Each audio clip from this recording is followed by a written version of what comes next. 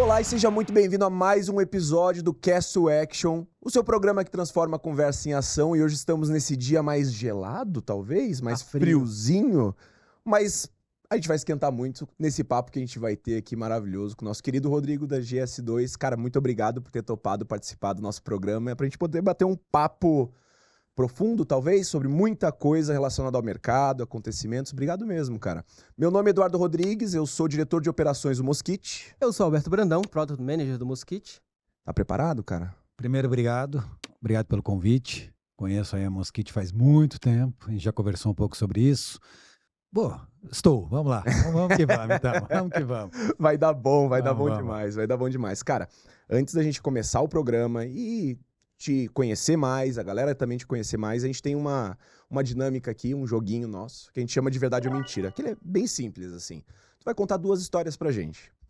Até o final do programa, a gente vai ter que desvendar qual que é a história que é verdadeira, qual que é a história que é falsa, e isso tem um placar dos convidados versus a gente aqui, e a gente costuma ser muito bom nisso, só pra avisar assim. Então, a gente quer duas histórias legais aqui tua, e a gente vai ter que desvendar isso até o final do programa, tá preparados? Vamos que vamos, brother. Então manda. Vamos lá.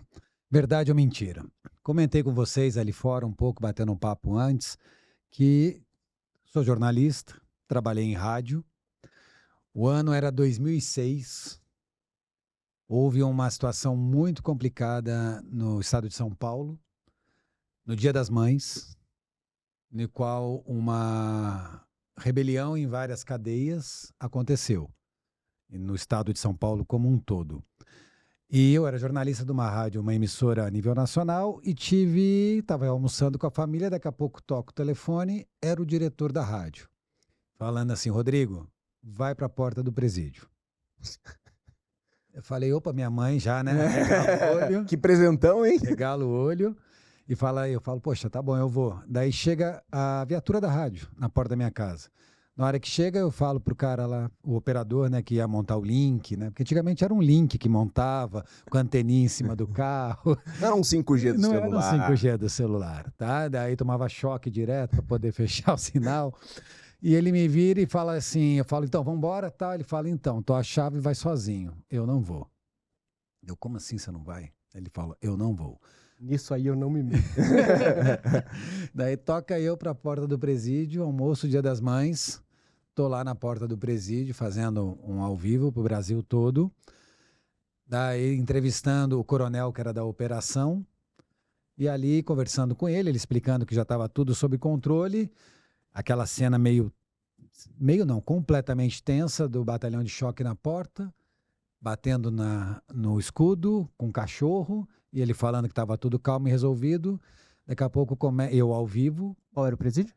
Era o presídio do Putim, em São José dos Campos. Olha aí. É mais conhecido como uma cadeia. Ainda ele é um momento de transição. Depois que julgado, vai para um presídio. E daqui a pouco ele falando que estava tudo bem, passa um carro e começa a dar tiro em todo mundo. E eu ao vivo, minha mãe ligando no celular e eu falando. Meu Deus. E é isso. Tá. Tá? Caraca. Tá. Nossa senhora. Caraca, beleza. Eu tinha que trazer uma Baita coisa história. mais Cara, antiga. baita história. Baita Eu história. sou Já é aquela Porque que eu assim, quero que seja verdade. Exato, porque assim, como um jornalista é o tipo de coisa que tu imagina acontecendo na profissão, mas qual que é a segunda? Vamos lá. Vamos lá, a segunda. O ano era 2011, tá? E a gente estava ali já dentro do marketing digital, fazendo algumas ações, e um determinado cliente nosso, não, foi 2015, determinado cliente nosso, médico, ele tem uma especialidade peculiar, tá? De prótese peniana, tá? Que eu até comentei alguma coisa com vocês sobre isso. Comentou. E ele me vira e fala assim, acho bom para você entender, você está num centro cirúrgico para participar e ver como é que é o procedimento de como é a cirurgia, como ela acontece, depois voltar e acompanhar como é que as coisas acontecem, como é que sobe, como é que desce. Caraca! Aonde que tu bota a bombinha? Para eu entender como é, o que era o produto, o que era o cliente, para poder entender a jornada das pessoas que poderiam vir a comprar esse serviço desse meu cliente. É isso. Twist. Caraca. Tá, calma. Essa foi talvez uma das mais difíceis, porque eu não consigo nem enxergar traços de mentira. Eu tô bem. A gente vai ter que ralar. A gente vai ter que ralar, mas a gente vai descobrir alguma coisa. Eu vou ganhar, vou ganhar. Alguns anos bons. Não, eu acho que sim, acho que dá, mas não é tão simples quanto parece. A gente vai dar bom, a gente vai conseguir. A gente Vou virar esse placar. Muito bom. Rodrigo, para dar sequência e conhecer um pouco melhor como você pensa, como é que você enxerga, a gente tem um bloco chamado Bate-Bola, onde a gente joga uma pergunta e você responde de forma direta, rápida, prática. Pode elaborar se achar interessante, a gente aprofunda naquilo, mas também não precisa ser, se não quiser, uma resposta tão elaborada assim. A gente usa isso para ir desenvolvendo o papo, te conhecendo melhor e a gente vai avançando dentro da estrutura do programa. Vou te provocar desde o começo, tá? Então, o core business da sua agência, ele é marketing orientado por dados. Tá? E vemos muitas agências que se posicionam assim. É bem comum você entrar num site de uma agência ou ver como a agência se posiciona e falar, orientado a dados e tal. Você acredita que o mercado de agências realmente alcançou essa maturidade com dados? De forma alguma. Vamos começar a esquentar então. Daqui a pouco tira o casaco. Deseja elaborar melhor? A gente pode contextualizando aí claro, durante, tá? Mas assim, virou um jargão como vários outros, e isso é um problema que a gente tem no mercado de agências. A gente está no mercado aí já há 15 anos, tá? A gente pegou aí toda a evolução do marketing, continua evoluindo porque muda o tempo todo, e a gente sempre teve os jargões dentro do marketing digital. E esse a gente vê que é um que ainda perdura, mas na hora que você vai entender quem é o seu cliente e qual KPI é importante para ele, vai mudando de acordo com o cliente, segmento, nicho de mercado. E eles vão lá, a grande maioria das agências montam um dash genérico, tá? Você tem plataformas que montam esse dash genérico e acha que isso vai trazer algum tipo de insight e ideia. Mas nada mais é do que um relatório basicão e não é isso que a gente se propõe. Cara, desculpa. Não, eu ia perguntar se você acredita que às vezes é um artifício para encantar talvez a primeira percepção de um cliente ali, mas que muitas vezes acaba fugindo do propósito. Porque se você tem uma métrica, mas essa métrica não está alinhada ao seu objetivo, ela pode até te dizer alguma coisa, mas ela não te leva para onde você imagina que vai. Ela não te orienta, né? Ela não te orienta, exatamente. Que era um outro jargão, a métrica da vaidade. E a gente ouve isso desde sempre, tá? Né? Dentro do marketing. E essa métrica da vaidade, o que ela é um grande problema? Ela mente. Você não, porque você tem lá um determinado conteúdo que de um cliente que você vai mostrar para ele, nossa, impactamos 1 milhão de pessoas. Pô, e daí, cara pálida? Eu prefiro impactar 10 e vender 8, tá? E daí, para eu poder fazer isso, eu tenho que coletar o dado corretamente. E daí, os meus clientes hoje, a gente já conseguiu ter uma maturidade com eles, os que estão chegando, que ele já chega para mim, que nem eu tenho um cliente da área imobiliária, da área de construção civil, que ele já chega e fala assim, esses são os KPIs que me importam. Em cima desses KPIs, eu alinho e crio um dash para ele. Daí eu tenho outros que são da área de educação, esses são os KPIs que me importam. Então a gente vai desenhando isso, porque senão vira uma coisa genérica e você não vai ter dados. Você vai ter só lá, que nem antigamente no Google Analytics Universal, que foi uma sacada muito boa do Google botar o GA4, porque o Google Analytics Universal, você tinha ali os dados todos expostos, e qualquer um, teoricamente, mexeria na plataforma. Já no GA4, você tem que montar os seus dashes, os seus eventos. Você tem que saber o que você quer. Exato. Então, assim, começou a separar ali a criança de quem está trabalhando. Isso, mas só queria complementar, aprofundar, porque isso não é tanto o foco da questão, mas talvez para quem está assistindo seja uma dica, uma orientação muito boa. A gente sabe que existe a grande problemática do sinal e do ruído, né? Tem um grande livro do Nate Silver que se popularizou com esse título, O Ruído e o Sinal. Então você pode ter um monte de dados, um monte de informação que geram muitos ruídos, mas o que você precisa encontrar normalmente é aquele sinal real, aquela informação específica que realmente diz. Então, por exemplo, eu não preciso saber quantas pessoas... Se eu tenho uma padaria, eu não preciso saber quantas pessoas atravessam a avenida na frente da padaria. Eu preciso saber quantas pessoas atravessam ali que estão interessadas de manhã cedo em comprar pão, né? Ou se alimentar e direcionar todo esse volume. Porque se eu ficar olhando a pessoa que está indo para o trabalho, talvez eu invista nela e me perca, né? E investimentos, recursos são limitados. Você teria alguma orientação de como fugir desse ruído, de como identificar no meio de um monte de número, um monte de métrica? Então, antigamente a gente fala, é acesso, é clique, é like, é visualização, aí virou. CTA. Agora é engajamento, né? Não, tudo métrica de engajamento, métrica. Mas para cada negócio eu sei que isso vai ser diferente. Mas como é que identifica para não cair no risco de mirar na métrica errada, acabar comendo ruído? Eu vou pegar talvez eu erre ali um pouco no nome dessa pessoa que eu quero citar, que é o Avinash. Ele é um dos criadores do código do GA. Tá? Eu assisti uma palestra dele há muito tempo atrás, 6 anos no marketing digital, já há muito tempo. E ele falou muito sobre isso, sobre os sinais. Quais sinais são importantes para cada um? E ele definiu isso, do que você está perguntando, muito simples. Se eu não souber para quem eu vou vender, todo sinal é ruim. Então, assim, a primeira coisa, que é uma coisa que a gente tem dentro da empresa, se você não tiver um kickoff muito bem elaborado, uma jornada muito bem, não que ela não possa mudar, sofrer algumas alterações, modificações, mas se eu não tiver um ponto de partida e um objetivo onde eu vou chegar, os dados todos vão ser ruídos. Então, esse é o primeiro ponto que eu eu acredito que é um grande erro dos clientes, por vezes, e das agências, que eles já chegam meio que com uma receita de bolo para o cliente, falar isso vai dar certo. Eles não querem saber onde o cliente dele está. Ele quer fazer o que está todo mundo fazendo, porque está todo mundo fazendo, sem se preocupar onde é que o cliente dele ou a pessoa que ele está interessado em atrair vai enxergar aquilo. E acontece uma outra zica aí, que isso aqui é um ponto importante para você, empresário. Sequestro de dados digitais, nessa questão disso, de dados mesmo. O maior ativo que o marketing digital nos traz, por isso que a gente trouxe esse jargão, que a gente é orientado por dados, são os dados. Então, se eu não tiver os dados, toda a campanha é cega, tudo é cego. Né? Você tem a primeira parte, que é ter um kickoff, um briefing, uma jornada, um plano a ser perseguido, porque daí eu já sei onde eu quero chegar e eu vou alinhando isso de acordo com os resultados. Porém, ainda acontece de empresas médias e grandes, quando chegam lá conosco, a gente vai entender o pixel da Meta, ou o pixel do TikTok, ou a GTM, ou o GA, ou o pixel do LinkedIn, é da antiga agência. Uhum. Então, tudo vai começar do zero novamente. Porque a empresa não ficou proprietária daquilo. Então, assim, isso é um absurdo. É um absurdo que...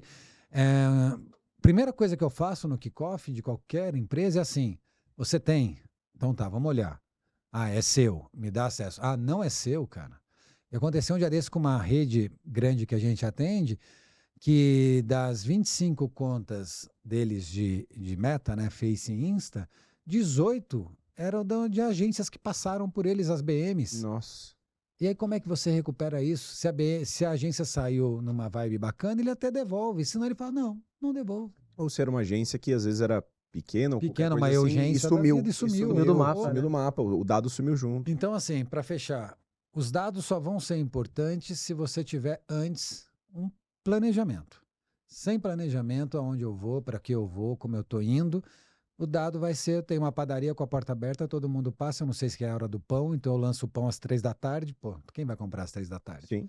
Então, se eu não tiver esse planejamento inicial, isso aí é um outro ponto que o cliente tem que ter paciência. Os primeiros 30 dias é reuniões de alinhamento, kickoff, planejamento. Os próximos 30 dias são as entregas, acertos e erros, coletar resultado.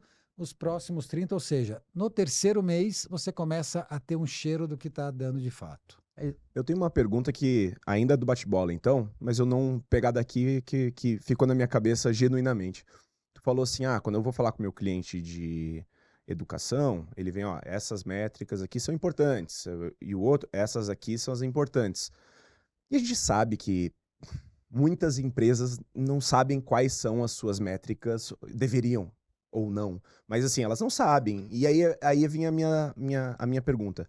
Tu acredita que as empresas que vão no mercado ou buscar uma agência ou de forma geral, elas deveriam saber as suas métricas guias? E se sim, por que elas não sabem muitas vezes? Então, a gente tem que dividir aí os tipos de empresas, né? Você tem as empresas que estão aí Vamos colocar em números para a gente ter uma linha mestra. Empresas com faturamento entre 5 a 10 milhões ano, essas empresas, normalmente, eles não sabem.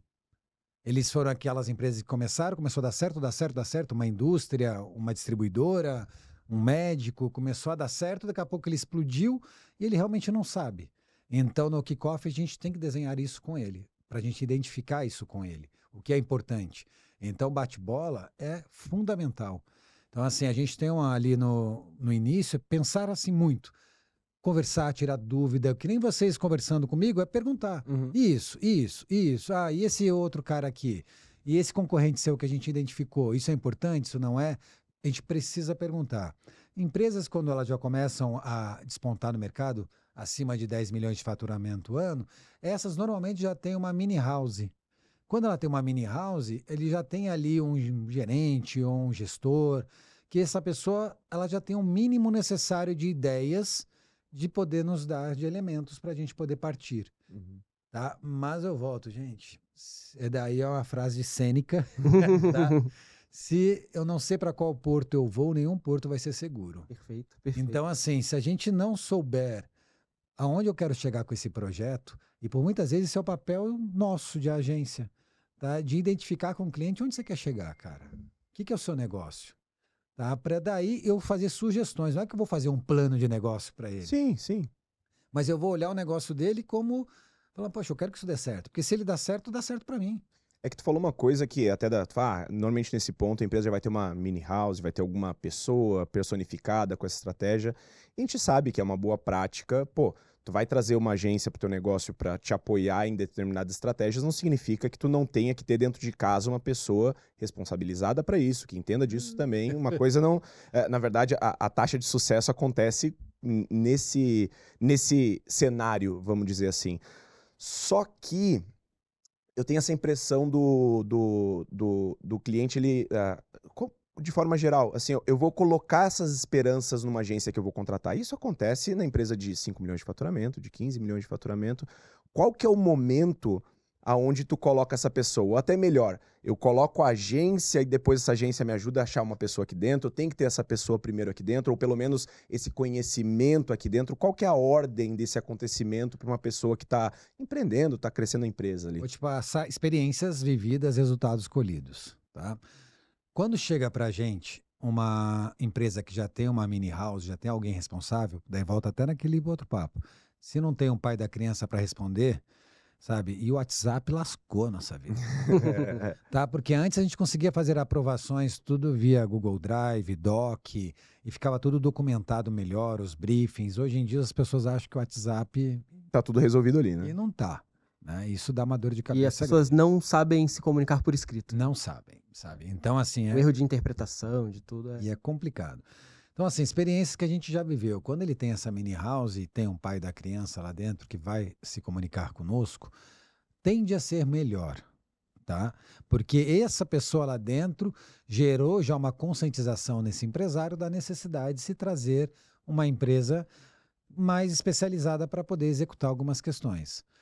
Quando a gente percebe que é necessário, porque às vezes o CEO não consegue, ou um diretor não consegue nos atender, a gente faz a sugestão de se ter alguém lá dentro. E a gente já participou até de processo seletivo para ajudar o empresário a contratar. Isso é muito legal. Só que daí tem o revés. Na hora que o cara entra, ele quer trocar de agência. Ele quer trazer a agência do amigo dele. Sim. Porque daí vira um jogo político também, né? Entendeu? Então, assim, é muito complicado, mas... Para te responder bem friamente, a gente precisa ter alguém dentro, tá? E tem que ter um responsável, porque já aconteceu muitas vezes, inúmeras vezes, de projetos que não dão certo. O cliente às vezes até fica bravo, fala, não deu certo por culpa da agência. Daí eu pego e emito todos os relatórios, falo assim, tudo que estava no escopo, um outro ponto, escopo de trabalho.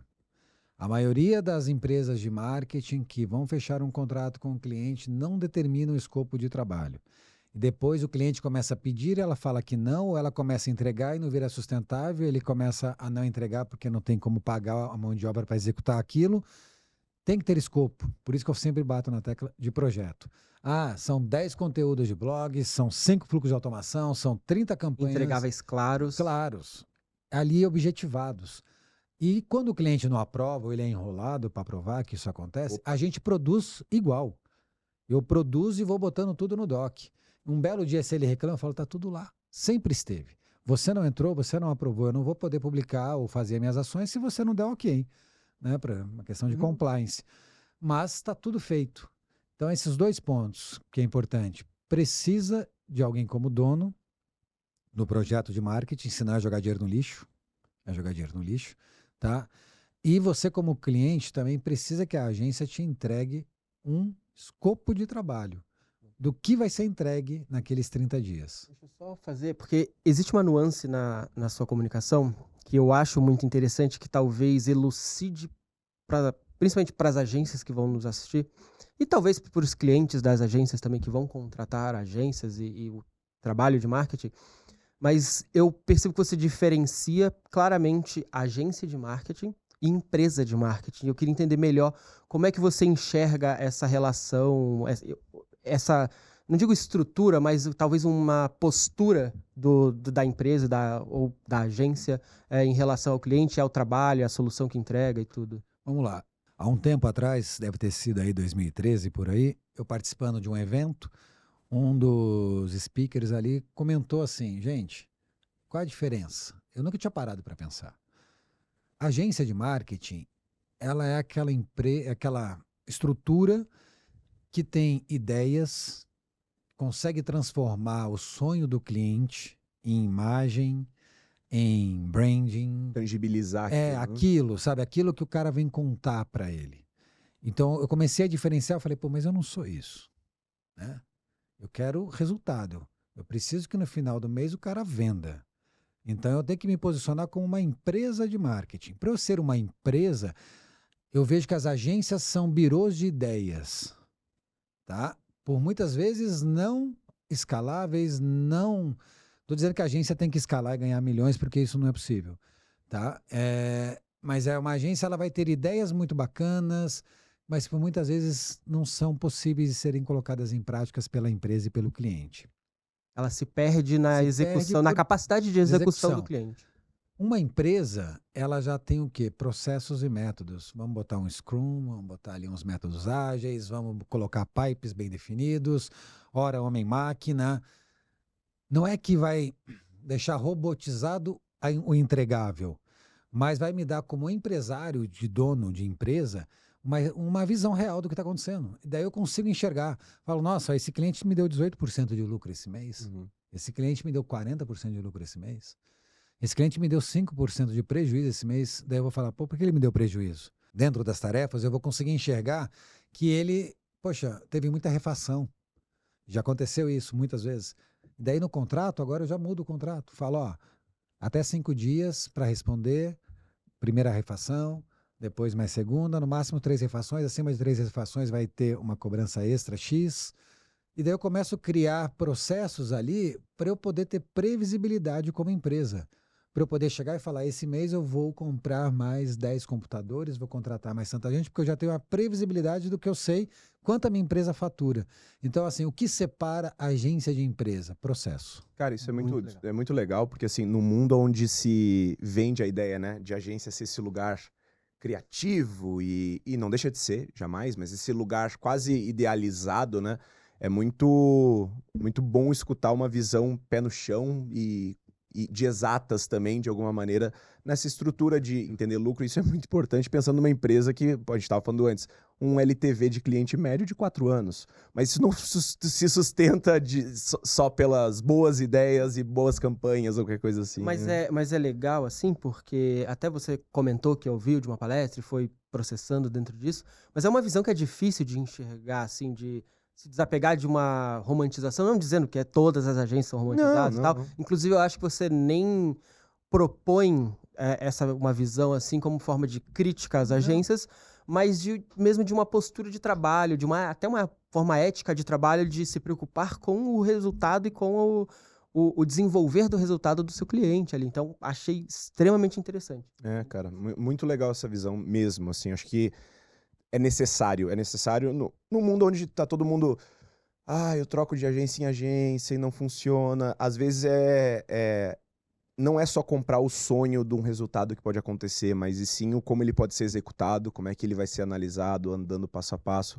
E aí é só uma coisa que eu quero te colocar numa saia justa, desculpa. Vamos lá, vamos mas lá, vamos lá. eu quero te colocar numa saia justa, mas é que falando tudo isso aí, eu fiquei pensando agora uma posição tua, assim, uma visão. Tu acha que toda empresa, indiferente do que faça, tá? Toda empresa precisa de uma agência, uma empresa de marketing, alguém cuidando dessa parte de performance, essa parte de campanhas, etc. Todo mundo precisa de uma agência ou empresa prestando algum tipo de serviço ou não? Vamos lá. Dentro disso, a gente, por exemplo, eu sou de uma cidade, São José dos Campos, São Paulo. 70% ali é indústria. Indústrias que servem do setor aeroespacial, petróleo e gás. Essas empresas, por vezes, elas falam, eu não preciso de marketing. E realmente elas não precisam, porque elas estão dentro de um processo de escala, tá? Ali de compras, ou seja, ele vende para a Embraer, ele vende para outro. O mercado dele inteiro é 50 clientes. Nem isso. O setor aeroespacial, se eu pego lá, o cara ele faz o quê? Ele faz o rebite da asa do avião.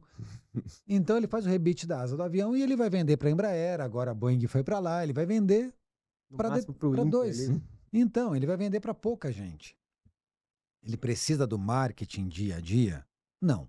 O que ele precisa é de um branding, que a gente chama de content brand. Ele precisa ter um posicionamento da empresa dele. Tá? Ele precisa se comunicar de alguma forma e essa comunicação não é assessoria de imprensa, é simplesmente você ter uma estrutura de site organizada, uma estrutura de redes sociais organizadas e com periodicidade. Não que isso vai fazer ele vender mais ou vender menos, mas isso vai dar para o mercado uma sensação de, poxa, é muito profissional, está tudo certo. Então, quando o comprador dessas empresas está ali, ele fala, nossa, eu vou contratar o cara que vende rebite e não sabe nem falar ou se comunicar, ou eu vou contratar esse cara aqui. Então, quando você pergunta, é necessário toda empresa ter um marketing? Eu acredito que o marketing ele se subdivide. Se divide entre compra e venda, eu preciso, é varejo, é serviço, é o dia a dia. Impacto, né? E eu preciso daquele marketing de longo, onde eu preciso ter posicionamento das marcas.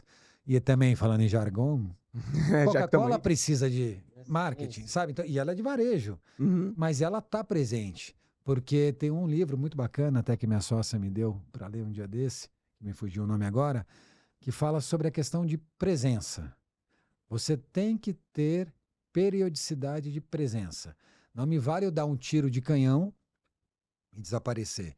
Então, se eu estou lá, então eu vou ser sempre lembrado, que serve para uma Coca-Cola, como serve, por exemplo, na época de campanha política, São José dos Campos é uma cidade média, uma cidade de 1 milhão de habitantes.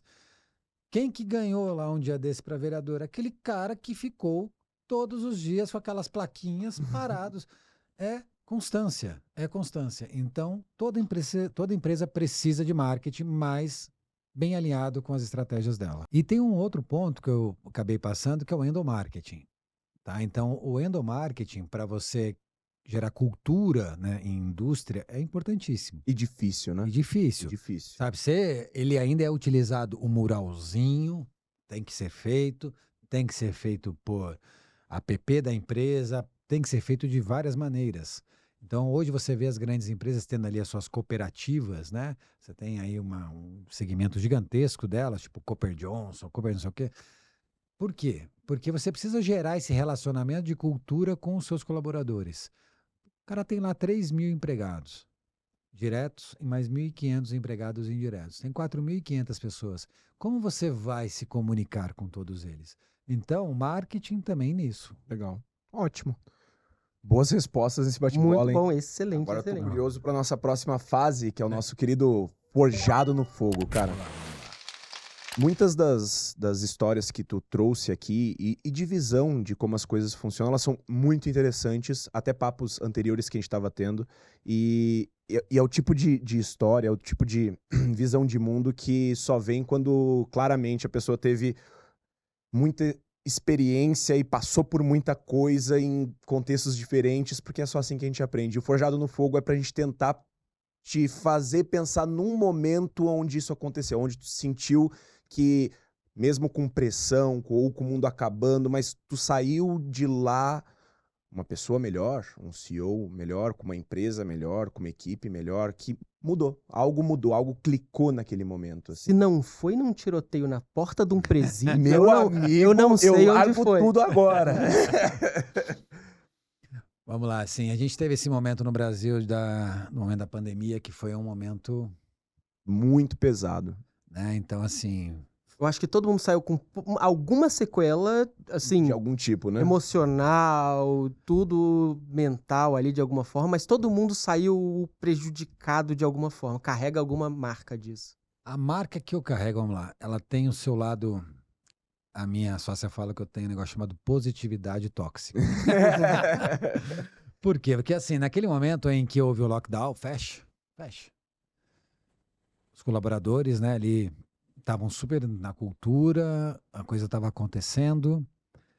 Eu cheguei em casa, fiquei olhando assim, pô, e agora?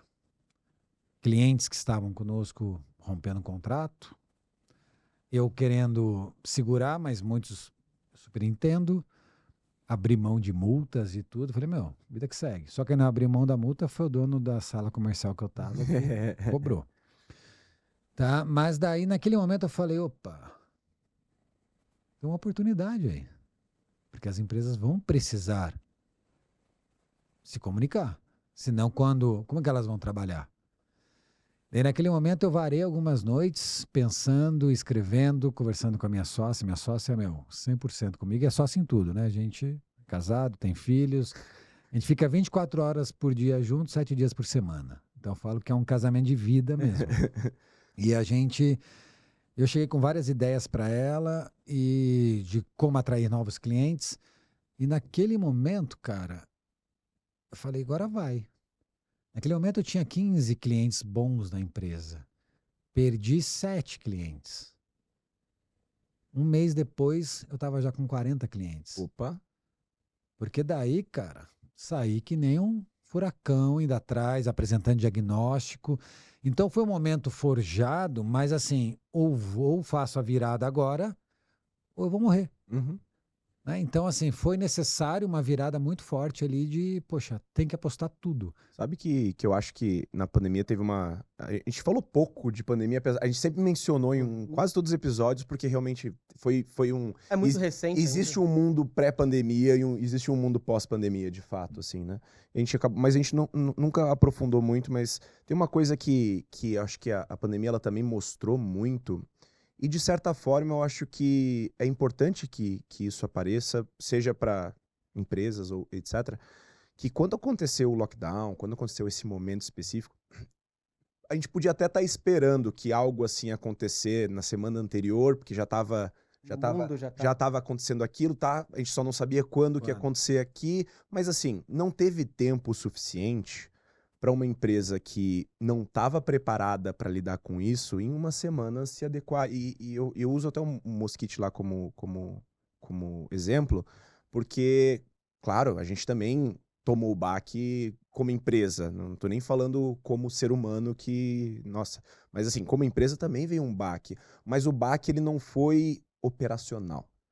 Porque a gente parte de uma empresa, e a empresa de tecnologia tem uma tendência maior de estar preparada para algumas coisas, mas assim, a gente já tinha ferramenta para tudo. A gente já tinha meios de comunicação que não dependiam. A gente tem gente que trabalha com a gente que não tá nem no Brasil. Então assim, a gente já tinha alguma coisa ali que facilitou que, não, beleza, galera, vamos aqui, mas vamos o trabalho continua, Só a vida precisou continua. criar um fio para organizar. Exatamente. A quantidade de empresa que a gente viu que não estava preparada para lidar com a questão de operação que cada um ia para sua casa e dependia da estrutura do escritório, e isso impactou de um jeito tão grande.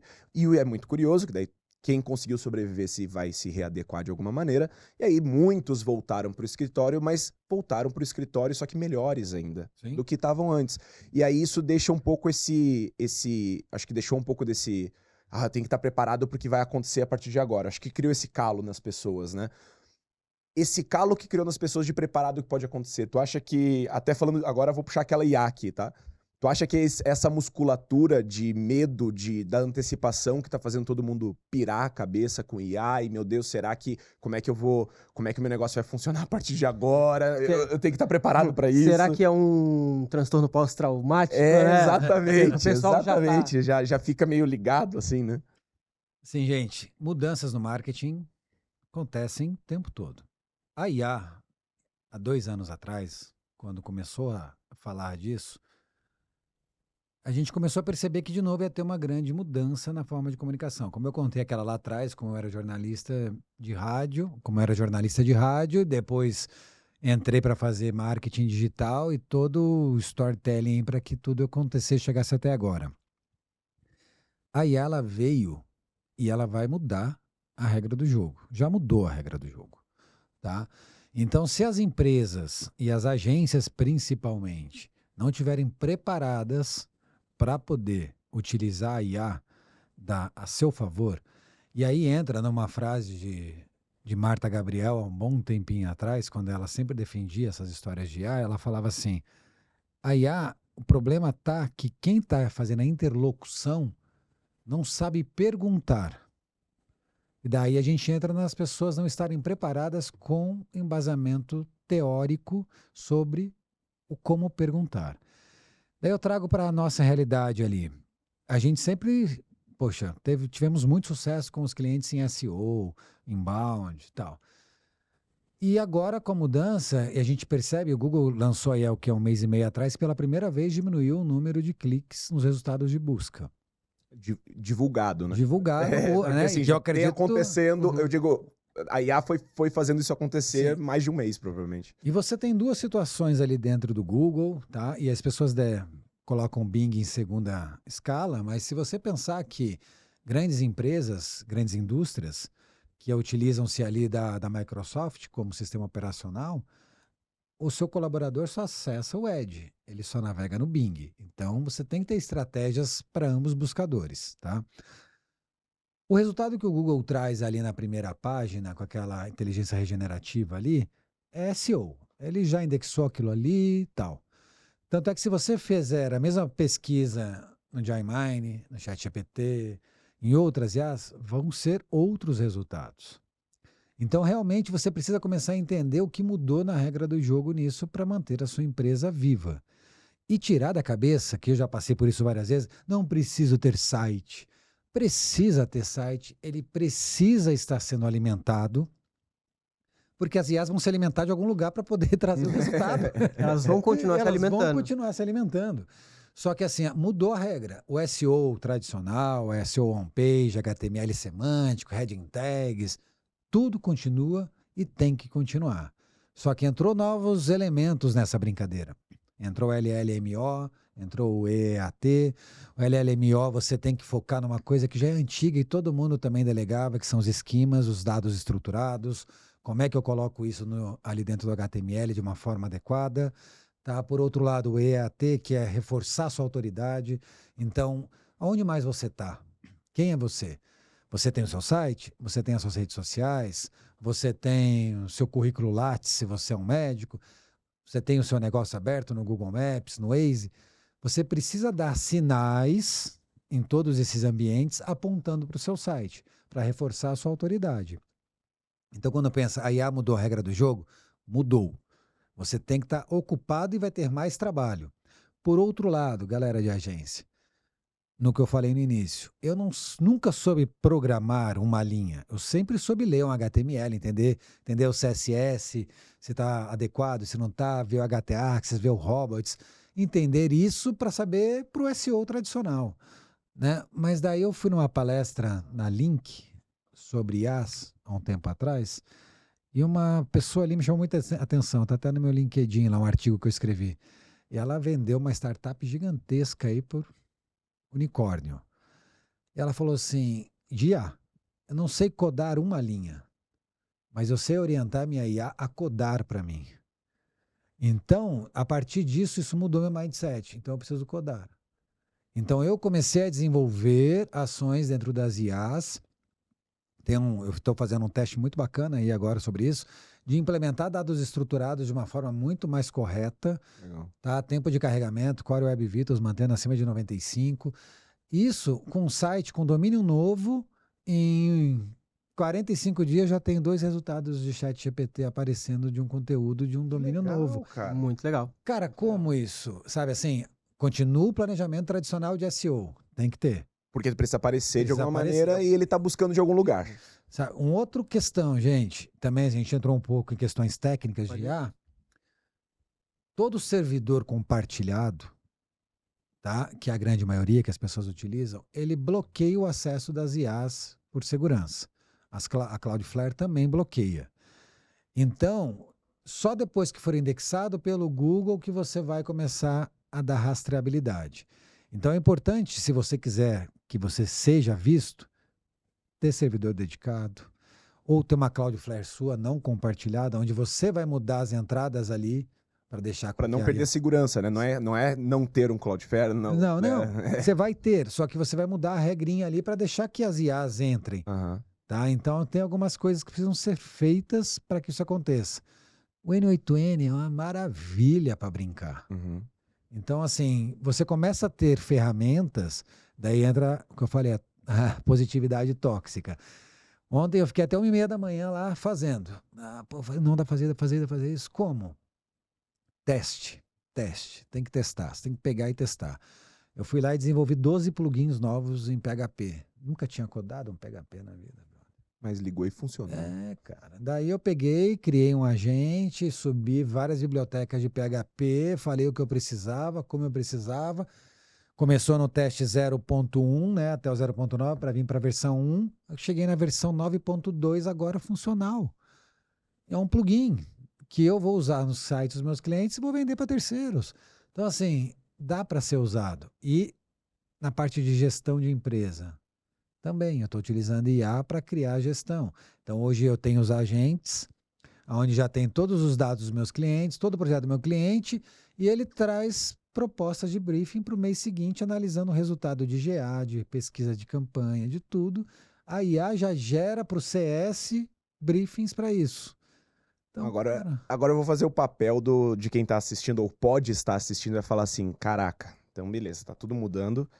Você tá falando que é mais custo, então, porque então agora eu também tenho que me preocupar com ter um servidor próprio, por exemplo, é mais custo. Eu também tenho que me preocupar com o Cloudflare e um plano ali que vai ser consideravelmente mais caro, ou, enfim, etc. Qual que é a resposta de vocês para essa pessoa? Porque assim, sim, às vezes vai acabar gastando, mas existe esse fenômeno, né? Que a tecnologia, as coisas vão mudando e às vezes a gente tem que aumentar investimentos em determinadas coisas, ou não. Qual que é a visão de vocês? Eu acho que essa ideia de que o custo aumenta gradativamente, ela sempre vai acontecer quando uma nova tecnologia chega. Então, quando a gente volta lá para bolha.com dos anos 2000 e tal, tem que ter site é caro, o desenvolvedor é caro, o desenvolvimento era caro, o servidor era algo impensável. Era físico, né? Tu tem que ter um lugar para colocar ele. Eu trabalhei em muitas empresas que tinham servidores, eu tinha salas com 30 computadores, que eram nossos, com servidor, que rodavam Linux, Debian, com server, não sei o quê. E isso era uma estrutura cara, principalmente lá atrás. Só que, conforme isso vai ampliando e novas soluções em cima da mesma ideia vão surgindo, as coisas vão se tornando mais fáceis e mais baratas, mas existe sempre uma curva da maturidade tecnológica, assim. Então, o que era lá atrás, cada um com o seu servidor, então você tinha um servidor de página, um servidor de e-mail, um DNS, uma coisa aqui. Hoje em dia você tem uma Amazon, uma AWS, que vai centralizar tudo isso, que tem um custo também, mas quando você só faz sucesso porque quando você compara o seu custo de ter, sei lá, um link redundante para caso caia, a sua disponibilidade e tal, vale mais a pena. Então, do meu ponto de vista, eu acho que inicialmente até pode ser mais caro, porque eu acho que também não é tão assim, porque isso tira uns outros processos que são mais devagares e também tem custo, então você acaba substituindo algumas coisas. mas que no longo prazo a maturidade tende a baixar a tecnologia, é a visão que eu enxergo.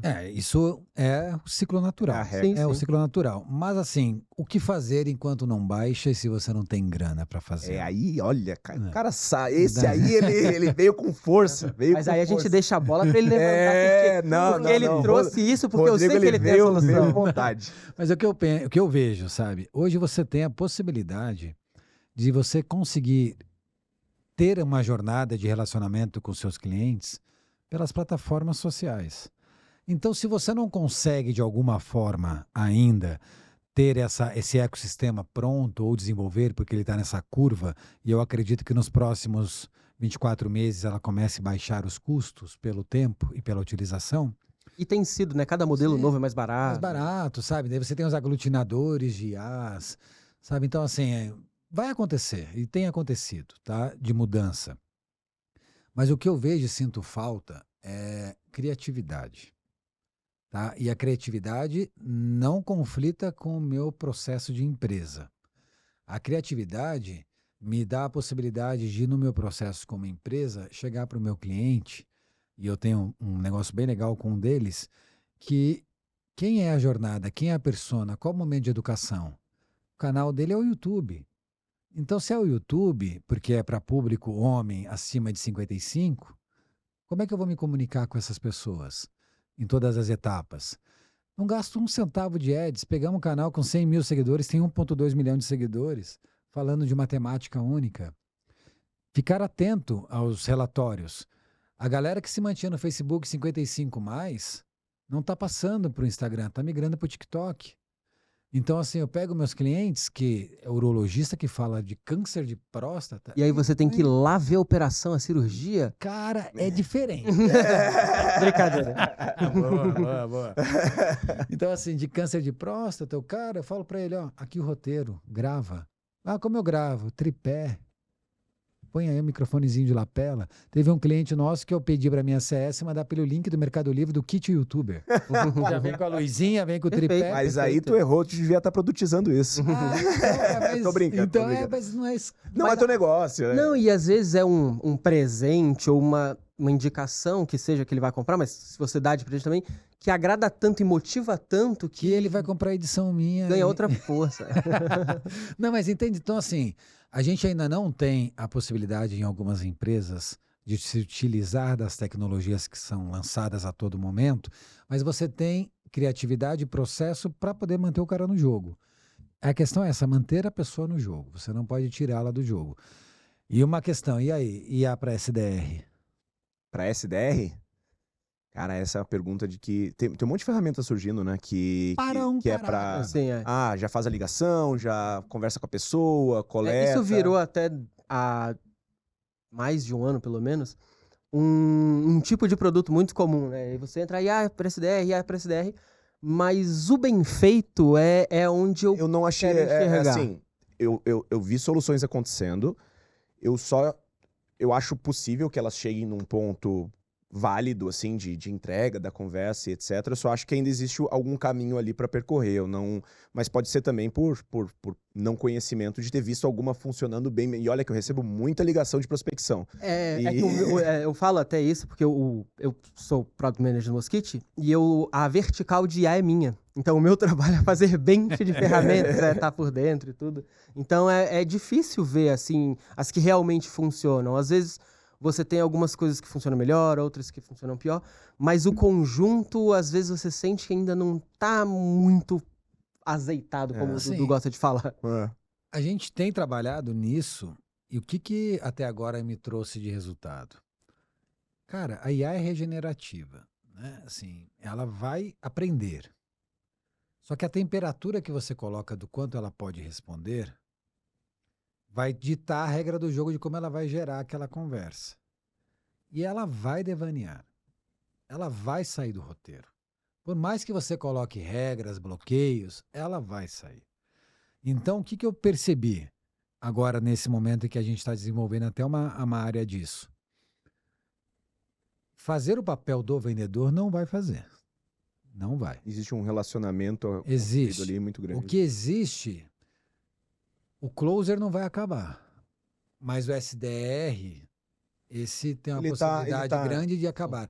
O esquenta, o tirador de dúvida. Tá. A primeira linha. Porque a grande maioria dos vamos agora você. Ó, gente, Marca o corte aí. a Brincadeira. grande maioria dos SDRs são um pré-venda não qualificado, não entendeu a jornada, não entendeu o que ele está vendendo. Ele só quer saber se você tem interesse ou não para te jogar na mão de um closer. Closer ou não. E aí eu te pergunto, então, você acha que a gente acompanhou, não é recente, mas a gente acompanhou uma virada dos pré-vendas para SDR, Antes era o pré-venda técnico. a pré-venda vira técnica, o SDR. isso e tudo. BDR, Aí entra a receita previsível e monta essa exatamente. estrutura que ficou quase comoditizada na maioria das empresas e tal. Você acha que, dentro do que você falou, as empresas não entenderam o que seria o papel verdadeiro de um SDR? Não entenderam. Elas acham que o SDR é um pré-venda melhorado, mas eles não dão treinamento. Então o SDR chega para falar comigo, chegou agora de uma empresa para falar comigo, que na verdade ela só queria saber se eu teria budget ou não para comprar aquele produto. Eu quero comprar ou não? Vai comprar? Então assim, a dela viu que eu tinha, porque eu tinha mais de 30 funcionários, que eu tinha mais de tantos clientes, daí ela já me transborda para um closer. Chegou lá, eu falei, não quero, não é isso. Por quê? Porque ela não me sanou dúvida alguma. Ela não criou antecipação. Não criou. Não identificou sua necessidade. Não me gerou nenhum gatilho, não me gerou nada. Então, se ela não me gerou nada, eu fui para a reunião para poder entender, porque era uma coisa que eu queria entender se aquilo seria viável ou não para o meu negócio. Mas não era. Não era. Tanto é que tomou tempo do closer, tomou tempo meu, porque o SDR fez o papel mal feito. E ele fez mal feito por culpa da pessoa? Talvez não. Às vezes a pessoa está ali de mal no dia, pode... Claro. Mas o que falta é treinamento. E daí que eu falo, por isso que a de SDR vai acabar acontecendo. Porque ela vai sanar as dúvidas, ela vai expor o Eu produto. fiz essa pergunta para você exatamente porque ela entra nisso que você vai falar agora, que é talvez a saída para um bom SDR IA esteja em entender os erros que foi a implantação de SDR humano, para que isso não aconteça numa estrutura, entre muitas aspas, automatizada, que não é exatamente automatizada porque é IA, vai reagir e tal. Parando a pensar agora, falando de SDR agora, não da necessariamente a pessoa do telefone, etc., mas lembrando agora, sim, existe uma parte de SDR sendo muito bem feita por IA, sim, que é quando não é por voz. É muito comum nas empresas, meu primeiro impacto, hoje em dia é muito comum, em vez de um form, tu vai pro WhatsApp, né? Tu não que acabou o formulário, não, de maneira alguma. Mas assim, existe muito canal de ir direto pro WhatsApp, etc. E sim, isso tá rodando muito e muito bem com muita empresa, que é esse primeiro contato, levantar algumas informações de uma maneira super natural e etc. Em texto, eu tô vendo isso acontecer já, sim. Então tudo indica que, em tese, em voz também não vai estar longe, né? Mas daí acontece uma coisa. 95% dessas empresas que estão vendendo IA de SDR por texto não é a API oficial da Meta. Vai dar problema, vai dar merda. Desculpa a boca aí, mas vai dar merda. Não, vai sim. Eu tenho um cliente que é um hospital veterinário, tem mais de 40 veterinários, é um hospital gigante. E não queria comprar a solução que eu havia proposto por causa do valor, porque vai ter a API oficial da Meta, porque eu não vou sair da regra. Rodou um ano. Do dia para a noite, perdeu o número e todo o histórico de conversa. Porque, gente, a Meta ganha grana com isso. Então, se você não tiver na regra, ela vai mais cedo ou mais tarde te banir. E daí você tem que tomar o risco. Quero isso, não quero isso. Daí, quando você para pensar, poxa, é uma padaria que não sei o quê, ou é uma empresa que vende bolo, tá tudo bem. Mas você colocar isso numa empresa, sabe? Daí já complica. Consolidado, daí maior, complica. Poxa. Então, assim, gente, vamos entrar na regra. Eu sou adepto, assim, tá na regra, vamos seguir. Mas tem uma coisa até, já que tu falou da API oficial e da não oficial, que também é muito comum banir número e o tempo inteiro, né? Quando tu não tá na API oficial. E o que acontece muito, né? Beleza, eu tenho vários números aqui. Eu posso ficar trocando de número e tá tudo certo, mas... Sabe, vocês já receberam alguma vez no WhatsApp alguma campanha, alguma coisa de uma empresa e etc. E tu fala assim, será que é golpe? Será que não é? Porque a gente grava esses números, a gente confia em determinadas fontes e quando isso fica trocando, tu gera um obstáculo que antes não tinha, né? Sabe de quem eu recebo isso? Do meu banco. E, assim, pela insistência, etc., hoje eu sei que ele é o meu banco. Mas a primeira vez que esse banco me mandou uma mensagem foi como, sou o gerente de não sei o quê, essa abertura assim. E eu falei, eu nunca autorizei um contato por WhatsApp no meu número em lugar nenhum. Eu não sei se ele é mesmo. Então, como é que eu vou responder uma mensagem sem contexto De uma instituição de uma tão instituição sensível. sensível que a gente já aprendeu até que... Porque muitas falam, nós não entramos em contato dessa forma, etc. Não vou responder. Não vou engajar. Mas porque vem com esse corpo do... E aí eu sei que agora o WhatsApp tem verificado, empresa legítima e tal.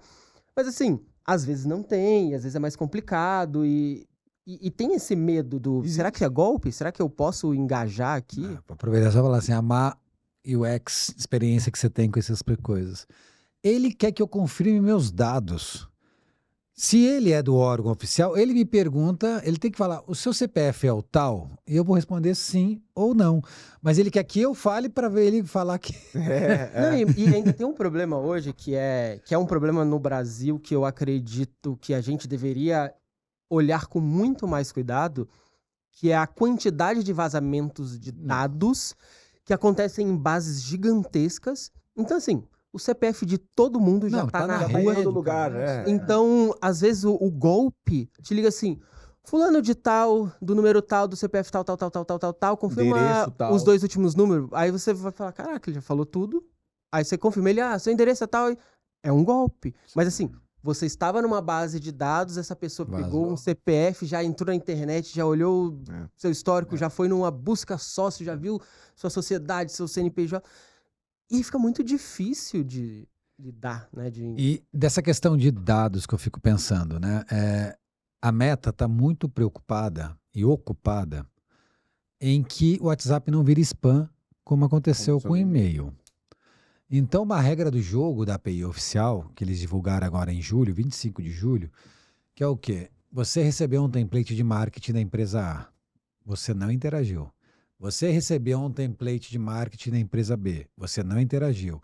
Eu, como empresa C, vou tentar mandar para você, ela não entrega e me avisa. Não entreguei porque ele já recebeu 2 e não interagiu. Ela está travando para tentar salvaguardar o WhatsApp. Para o usuário, né? Para o usuário e para o usuário continuar usando. E o WhatsApp, ele é bom e ele está dando grana no Brasil, né? Na América Latina, na África e num pedaço da Ásia. Porque se você leva para a América do Norte, SMS. você leva para a Europa e para o leste europeu, então... Não. Então, assim, ele está cuidando e ele está pegando. Então, assim, gente, soluções de WhatsApp, não caia no barato bom, porque o barato vai te custar caro. Tá? Não caiam nisso, porque para vazamento de dados... Já desse uma plataforma de SDR perfeita, rodando bonitinho ali o prompt, só que como é que era? Era pelo WhatsApp Business, que você botava ali o QR Code, botava ali o que a sua empresa fazia, e ela rodava como se fosse um WhatsApp Business. E aí você não sabe nem para onde está indo esse QR dados, Code, QR nem... Code, Porque assim, para você fazer isso e... Cadê o opt-in? Cadê a segurança de dados? Exatamente. E você está expondo o seu cliente ainda mais. Mas essa coisa que tu falou agora até abre uma bandeira interessante. Eu não tinha visto essa publicação da Meta de... quase que como botar um score ali, né? Se a pessoa não tá respondendo, a gente barra da outra empresa. Eu acho que é uma solução inteligente, mas que ela demanda um pensamento de comunidade das empresas que eu, infelizmente, duvido que vai acontecer, que é: eu não vou sair spamando, porque se eu travo esse número para mim, eu travo para ti, eu travo para ti, eu travo para todo mundo. Então, usar isso é difícil. Tem isso. E tem isso e tem o outro lado. O meu cliente vira e fala assim, mas eu contratei a API oficial, por que eu não posso mandar agora? Mas existe uma vantagem também em relação ao e-mail, né? Desse medo todo do spam e tudo. É que o e-mail é um protocolo aberto. Então, você tem produtos específicos que vão interagir dentro desse protocolo abertamente, mandar à vontade e tudo. O WhatsApp ele é um produto fechado, de uma empresa fechada, com um protocolo fechado. Então, eles conseguem fazer muito melhor esse controle do que... Cara, se está virando bagunça, eu vou segurar. Sabe? Não, o comportamento geral, tá? Dá para ir abrindo. Mas é o lado positivo de ser um produto proprietário ali, é poder ter esse controle e evitar que vire, porque quando vira ruído, ninguém mais presta atenção. O e-mail virou assim. Virou isso. Às vezes você manda um e-mail e a pessoa simplesmente não abre porque ela tem 800 na frente e o seu nem conseguiu chamar a atenção. Agora eu vou fazer só uma defesa de e-mail. Não, por favor. Não, Não, eu gosto do e-mail. Então, assim, vamos lá. Sou suspeito. Daí, se a gente voltar no começo da conversa, quando a gente pensa em inbound, tá? Eu trago aqui um case de um banco que a gente atende. Um banco que tem uma operação grande, nível Brasil, a gente atende uma operação deles do Centro-Oeste, todo o Centro-Oeste. Taxa de abertura de e-mail de banco tende a ser baixa, né? Eles estavam mandando ali 300 mil e-mails por mês com uma taxa de abertura de 2%. O que a gente faz quando entra? Segmenta a base por linha de interesse, esquenta a base com campanhas e materiais ricos nas redes sociais. Quem veio para a LP, capturei o cookie, vou reaparecer. Quem converteu já vem para a base. Eu limpo a base. Diminuí a base para 60 mil. Sim, não é que os outros deixaram de ser correntistas, mas eu diminui a base de pessoas engajadas. Taxa de abertura de e-mail 45% agora. Então, assim, eu estou entregando o que a pessoa quer ver. Para aquele cara que é do agro, eu estou entregando ali linha de crédito que abriu para o agro. Para aquele cara que é do varejo, eu estou entregando não sei o quê. Mas isso que tu está trazendo é justamente o meu medo que um dia talvez possa acontecer com o WhatsApp do spam e tudo mais, que é muito fácil, como eu vou usar um termo pejorativo, mas como marqueteiro, eu olhar para uma lista e eu não vejo 300 mil pessoas. É um número tão grande que eu vejo 300 mil. E aí a gente perde essa noção até nossa de como é que eu gostaria de receber isso aqui. Ninguém gosta de receber spam, mas na primeira oportunidade de uma lista de 500 mil e-mail, tu quer mandar 10 a cada 5 dias. Então, assim, a gente não consegue mais, muitas vezes, inverter os papéis e pensar como consumidor. Controlar a ganância. Não, mas não é só isso. O olho cresce. Eu acho que não é só o olho, acho que é pressão por resultado. É em todos os aspectos. Sabe, eu só trabalho aqui e eu preciso mandar esses 10 mil e-mails aqui pra essa galera. Então, assim, é muito fácil a gente se perder nesse lugar, né? De eu vou sair mandando, mas não gosto de receber desse jeito. Só que ninguém aqui... Eu adoro receber quando as coisas vêm encaixadinha. Putz, é exatamente isso que eu tava precisando, que eu tava procurando, e chega... Não importa se veio por e-mail, pela WhatsApp, sinal de fumaça, ou a gente sabe que a Meta tá escutando e eu falo as coisas do nada, aparece ads. Mas não importa. Eu gosto de receber. Quando é bem feito. Quando é bem feito. Como consumidor, tá me ajudando, na boa mesmo. Inclusive, uma das... É um fato. Voltando à defesa do e-mail, até, uma das estratégias que lá em, sei lá, 2008 existia, aí morreu um pouquinho, aí no meio ali, 2015 pra frente, já foi voltando e agora voltou com força total, é a newsletter. A entrega de newsletter. Uma newsletter bem feita, bem estruturada. E aí a gente fala de valor de ainda escrever, o material. A galera tá cobrando pra fazer newsletter. Isso é muito do caramba, porque tem valor. Se eu tô cobrando pra tu participar da minha newsletter, é porque tu vai abrir. Sim. Né? Então, assim, ainda dentro do que você falou mesmo, bem feito, bem direcionado, com o público que optou, que quer, que tá interessado, tem o valor totalmente ainda. Não importa o canal, né? Vamos para as perguntas da galera, cara? Vamos. Eu vou selecionar uma aqui que eu já tava de olho e tem muita coisa interessante aqui. O quadro de perguntas, que a gente chama de O Cliente Quer Saber, a gente rodou um Typeform lá dentro da nossa base de clientes. Eles não sabiam para quem a gente iria perguntar, mas são perguntas de forma geral, que são as dúvidas e medos que eles estão em relação a todas essas mudanças no mercado. Então a gente selecionou algumas aqui que eu acho que são interessantes. Então eu vou pegar uma aqui que já vem nessa linha que a gente falou sobre dados e tudo, que é do Patrick Carneiro. Como saber se meus dados de marketing e vendas estão mentindo para mim? Vamos lá, Patrick. Os seus dados de marketing, eles não vão estar mentindo para você se você, antes de pensar e olhar para os dados, você pensou de fato no projeto e onde você quer chegar. Como eu disse lá no começo sobre isso um pouco, a gente precisa criar uma linha estratégica para saber o que eu quero com aquilo. Para daí olhar aqueles dados e falar, eu estou chegando, não estou chegando, preciso mudar a estratégia. Então, assim, os dados vão mentir para você se você não fez o antes, que era saber o que você queria com aqueles dados. Então, porque senão vai virar, de fato, métrica da vaidades ou sopinha de letrinha, aquilo lá. Tem uma uma questão, e até eu tinha pensado nessa pergunta que é complementar a isso que a gente está falando agora. Lá quando o Dudu falou sobre ter uma métrica mestre, tudo, na gestão de produtos a gente chama de Estrela do Norte, né, Northern Star, e tudo que é essa métrica principal que você vai definir, todas as outras têm que convergir ali e tudo. E aí você está falando, pô, a métrica vai mentir se você não sabe exatamente por que vocês estão fazendo aquilo, para onde vocês estão indo e tudo. Mas às vezes a gente sabe que uma métrica ela vai ser importante durante um período de tempo, Sim. dentro de uma linha de esforço. E aí, obviamente, dentro da sua experiência e tudo, eu acho que às vezes a métrica ela era importante, a pessoa continua seguindo ela porque não se atualizou e tudo, e aí ela passa a mentir. Às vezes ela nem mentia, mas agora ela mente porque não... Por contexto, né? Ela mente por contexto diferente. Isso, porque ela não está mais relacionada a um objetivo. E a pessoa continua indo atrás daquela. Como você enxerga que pode ser o momento da pessoa revisitar essas metas para ver se elas ainda fazem sentido e tudo mais? Trago de novo experiências, né? A gente tem um cliente que ele é uma rede de franquias. Ele tem 250 franquias espalhadas pelo Brasil. Eu atendo a franqueadora e não a franquia. O que a gente precisava fazer? Quando eu entrei, eles tinham 100 e poucas unidades. A gente precisava gerar awareness.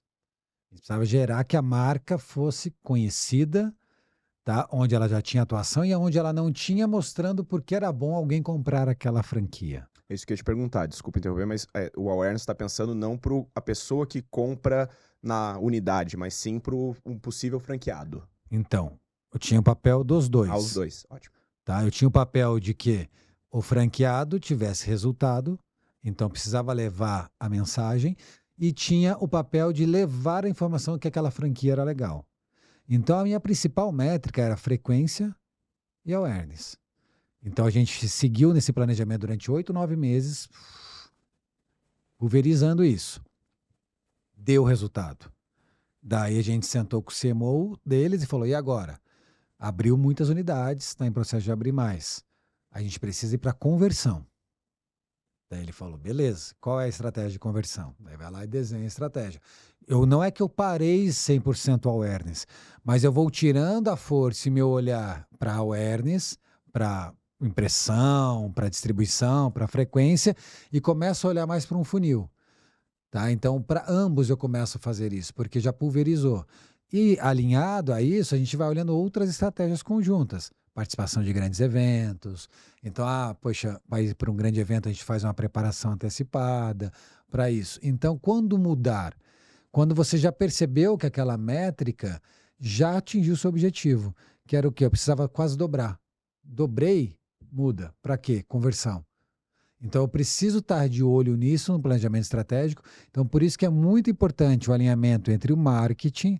Eu falo em outro ponto que eu não falei, que é fundamental. Marketing não anda sem vendas.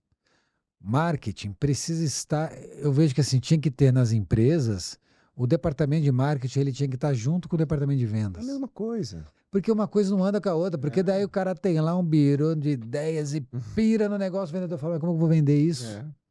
Sabe, não está comunicando, não está alinhado. Então, assim, por isso daí volta na primeira pergunta. Por que é orientado por dados? Porque eu preciso que vendas me falem o que está acontecendo na ponta. Então, quando mudar, é quando de fato atingir aquele objetivo, está alinhado com a expectativa, qual o próximo ponto? Muito bom. Ótimo. E eu tenho uma próxima pergunta do Felipe Franco. No passado, fazer o básico de SEO era suficiente para trazer resultados. Com a IA, esse padrão mudou. Como manter bons resultados com inbound nessa nova fase? E até adicionando acho que talvez assumindo, Felipe, ele deve estar falando muito dessa integração, né, do inbound com IA e como é que tu faz tudo isso andar junto. Então vamos lá. Eu sou do tempo do KD. Também. Em que eu jogava no footer 40 palavras-chave escondidas por CSS. e vão me achar. E vão me achar, cara. E gerava tráfego, depois comecei até... Eu fiz uns testes, eu ganhava dinheiro com o Google AdSense com isso. Geosite. Então dava certo. E a coisa mudou, e a coisa foi melhorando, foi aperfeiçoando. E com a mudança com as IAs, o que é o importante, né? A gente comentou um pouco sobre como muda a estrutura. O SEO básico continua e como aí parafraseando um brother meu, o Bazon, o básico é avançado. Faça o básico do SEO, porque ele é a porta de entrada para uma indexação e uma entrega correta do seu conteúdo de acordo com a jornada da pessoa. Importância do feijão com arroz, né? Tem que ter, tá?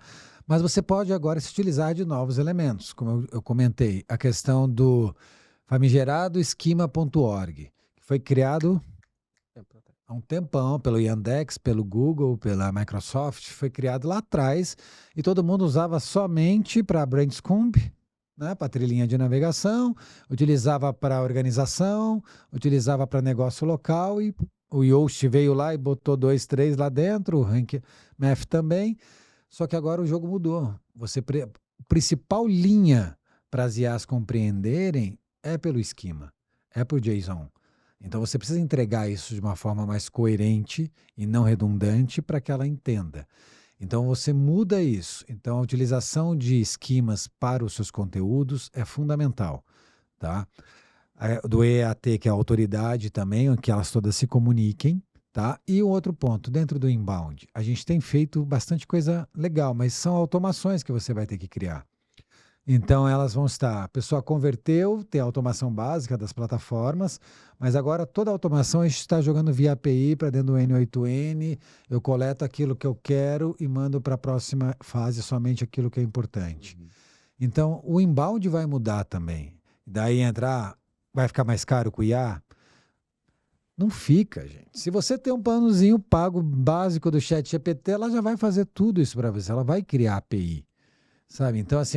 Fala, desculpa. Não, é que eu acho que essa percepção do vai ficar caro, eu acho que ela muitas vezes ela é falaciosa mesmo, porque se parte do princípio que, é que significa que eu vou ter que investir mais porque eu não tenho isso hoje, mas normalmente a pessoa que está falando isso, ela não tem muitas outras coisas anteriores que ela já deveria estar fazendo investimento, e não é com... Então não é como se ela estivesse saindo de um investimento de X, de uma estrutura bem feita, de SEO, de conteúdo, etc. E agora ela teria que englobar isso. Ela já não tem nem isso. E aí é do zero para muito longe. Por isso eu acho que dá essa percepção falaciosa. E assim, uma besteira que tem feito é colocar... não assinem essas plataformas que escrevem conteúdo por IA para o seu blog. Porque dentro do conteúdo ele manda sinais ali dentro que as próprias IA sabem que foi IA que escreveu. Então, assim, não vai gerar o EAT, que vai gerar a autoridade, que vai fazer o ranqueamento. Então, assim, é máquina de ganhar dinheiro. E para você fazer um site que faz isso, sabe, um plugin que gere conteúdo, basta você linkar aquele Perplexity no N8N com o seu WordPress. Você vai lá e dá o prompt de quem é a sua persona, o próprio ele vai escrever utilizando as fontes do Google, que você manda ele no via N8N com a palavra-chave melhor CRM, daí ele vai no Google, ver todos os que tem, analisa todos aqueles conteúdos, volta para o Perplex, ele escreve o conteúdo e publica automaticamente no WordPress. Nossa! Dá play, eu nunca mais vou ver isso na vida, e toda hora tem post. Gente, se fosse fácil desse jeito... Mas todo mundo E existe um trabalho, e aí eu tô pensando nisso desde que a gente tá lá atrás falando de IA, que as pessoas não entendem como funciona a priorização de um algoritmo de LLM para poder dizer que isso é relevante. Então, existe uma grande análise estatística do que acontece ali dentro, mas nem tudo tem o mesmo peso, mesmo por repetição. Então, por exemplo, se você tem um trabalho muito orgânico de YouTube, de vídeo, de conteúdo, de texto, de rede social, isso está sendo lido e isso está sendo processado ali dentro de uma ocorrência. Então, às vezes a pessoa fala, não, eu vou aqui focar no mecânico e vou deixar essa parte mais orgânica e manual, porque dá trabalho você fazer vídeo, você fazer conteúdo.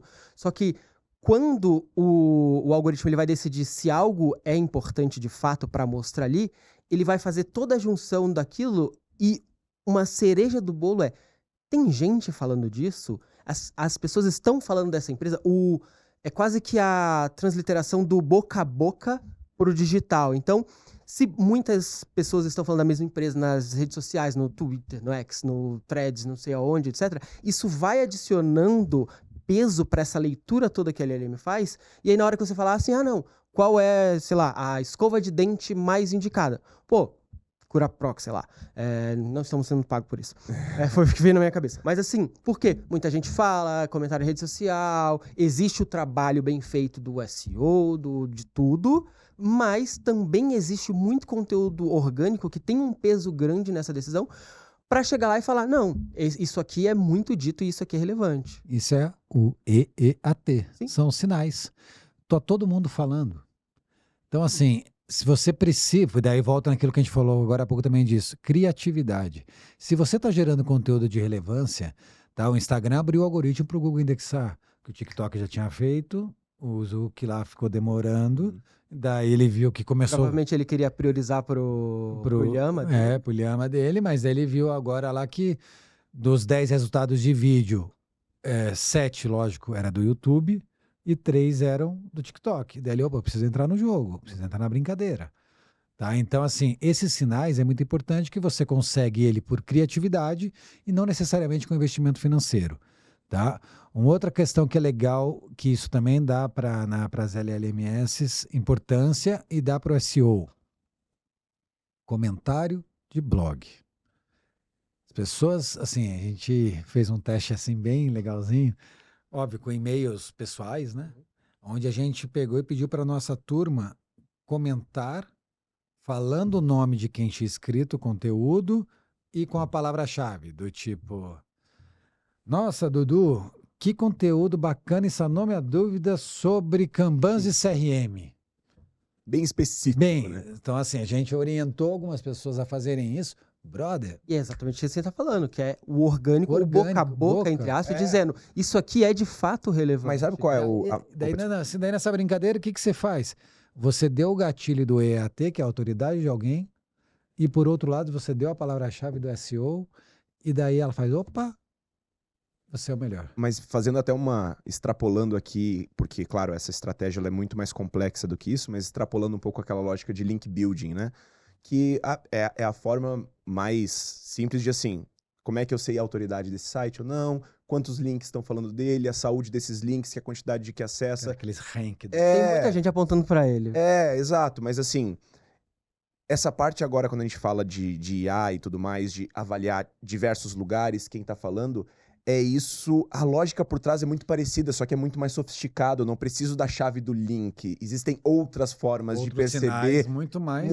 e muito mais reais, muitas vezes, porque hoje não mais tanto, mas tu volta um pouco no passado, a estratégia de link building estourava porque era fácil, tu fazia aquela troca de link com uma galera, não, ela mas é que assim, quanto mais conhecido fica, mais gente faz, menos resultado com menos esforço gera. No começo, assim, fazia pouco e gerava muito resultado bem através potente disso, no né? começo. Era muito. Você conseguia... Cara, E, de novo, né? Toda vez que a gente fala isso, gente, pelo amor de Deus, uma coisa não necessariamente está substituindo a outra, não significa que você não, também e não assim, tem que olhar e pra também não substitui que existem pessoas que fazem um trabalho de link build foda pra excelente caralho. e que vai gerar resultados excelentes também. Só que a grande maioria pega o quê? Um assessor de imprensa que conhece um monte de gente, um monte de portal vilamadalena.com, vilamadalenadoportal.com, madalenaportal.com e coloca um conteúdo seu lá. Isso não... Para condensar e sintetizar essa parte, você acha que então, vamos lá, o básico bem feito, ele ainda é o motor que vai mover essa máquina? Com certeza é. Alinhar credibilidade com criatividade e o básico e o principal, frequência. Perfeito. Frequência é uma palavra que apareceu frequentemente e desculpe pela má poesia. Não é redundância, é fato. Chegou o momento de descobrir? Agora é... Cara, muito difícil. Muito. Eu sei. A gente tem duas histórias aqui, a gente vai ter que descobrir qual que é a realidade. Qual é a sua hipótese? Cara, eu tenho uma hipótese que, assim, teve uma coisa na segunda história. Pelo contexto e pelo que a gente conversou contigo e tudo que a gente conversou até agora, eu não consigo cravar onde eu tô mais confiante. Então, vou ter que ir pela fala. Eu tenho uma também aqui. Da segunda história, que é a história do médico. Do médico, exatamente, teve uma troca de data, tu viu, né? Eu fiquei da do pra ver se ele falou muito rápido, médico, que saco, cara. Mas teve um momento ali foi em 2006 ou 2008, não, foi 2011, e foi o único indício que pegou ali. Mas eu vou inverter e eu vou te fazer essa pergunta. Tua esposa é médica. Tu consegue ver isso acontecendo? Porque esse não é o meu mundo. Então. Eu vou desenvolver aonde eu acredito que a gente pega a história. Na primeira história, existia um traço muito importante: emoção. Com E certeza. putz, era Dia das Mães, minha mãe tava preocupada, aí vai pra lá, pô, aparece, tal, não sei o quê. E por mais que seja um cenário muito mais rebuscado, e a gente poderia chegar à ideia de A que... dizer que ele é até construído, né? Porque, nossa, tem Aham. tanto detalhe, e a gente tem essa impressão, quando tem muito detalhe, é mentira. A segunda história, ele desenvolve até ele chegar no entrar na cirurgia. Só que se você entra num procedimento desse, você tem muitos sentimentos para descrever. Então, tem o pânico, tem pô, você tá vendo um procedimento de prótese peniana? Sim, Você sim, fala, sim. caraca, fiquei chocado quando algo aconteceu. Mas essa é a parte, se ele tivesse explorado mais esse momento, aí, particularmente, eu teria desconfiado dela. Porque às vezes é um momento delicado a ponto de, assim, não vale a pena trazer isso aqui. E aí eu começaria a desconfiar pelo, eu quero chocar com essa Não. história. Mas isso. O que eu acho como escritor... Difícil, O cara. que eu acho como escritor Ih, deu carteiraça, escritor. Não. Tem um best-seller. Mas como escritor, o que eu acho é que emoções geram memórias. Com certeza. E quando você vai puxar uma memória desse nível, assim, você se guia pela emoção, que é o que eu senti nesse momento. Pô, se alguém me chama pra entrar num procedimento que eu não tô preparado, que eu não tenho costume. Esse dia vai ser muito marcante. Muito marcante, e a minha primeira impressão é recordar assim, caraca, eu fiquei em pânico, ou na hora que o médico cortou o mastro, lá ele. Fujo, né? Então eu tendo a... E aí vou abraçar o erro, tá? Se a gente perder, perdeu. Beleza. Eu tendo aí na primeira história pela emoção envolvida na construção. Eu tendo ir pela primeira história também, porque eu consigo ver até como uma dessas histórias que quem faz jornalismo se orgulha porque foi horrível, não é nem isso, mas se orgulha do sentimento de estar lá e ver aquilo e etc. Então eu tô contigo, cara. Vamos pela primeira história, a do presídio. E aí? Então, assim, na hora que eu fui falar, e você pegou o ponto interessante. Porque a única coisa que gera marca no ser humano é a emoção. Então, a emoção, de fato, ela gera marca e faz com que você volte no detalhamento um pouco mais vivo no tom de voz, na respiração, no olhar. Então, de fato, vocês ainda caraca, ainda estamos voando! Muito bom, muito bom. Que é isso, cara? Mas, ó, não foi fácil. Não eu só quero deixar isso claro. Foram duas histórias que eu consigo acreditar, eu consigo enxergar acontecendo. Mas realmente eu também tava torcendo pra primeira ser verdade, porque é uma história muito boa, porque é o Dia das Mães e tu tava ali com a tua mãe tava preocupada e a telefone tocando dela. No começo da construção, enquanto ele contava a primeira, eu falava, cara, isso tá muito encaixadinho. E aí, quando chegou a segunda, eu falei, falta o... É que às vezes a gente toma esse vício, né, de, pô, a história é tão bem contada que, na verdade, às vezes não é verdade, mas... A gente esquece que a vida tem muita emoção e muita coincidência, às vezes, e isso torna as coisas mais interessantes mesmo, né? Muito bom, muito show. Quando eu fui jornalista de rua, passei por vários. Nossa, a gente pode fazer depois um papo sobre invasão histórias de jornalismo. Histórias de jornalismo. Rodrigo, cara, fica à vontade para passar pra galera onde eles te encontram, como é que eles encontram a GS2, coisas que vocês estão construindo, que tu queira uma mensagem trazer, central. Uma mensagem central que tu queira passar. Fica super à vontade, cara. Gente, primeiramente, novamente, muito obrigado. Pô, muito bacana o papo. Nem vi que já passou quanto tempo? Ih, muito tempo. Muito tempo. Talvez até mais do que... Então, assim, mas é uma mensagem legal que eu queria deixar para donos de agência primeiro. Criem processos. Por quê? O processo vai diminuir ruído tanto com seus colaboradores quanto com seus clientes. Mapeie o escopo necessário. Não tenham pressa em fazer isso.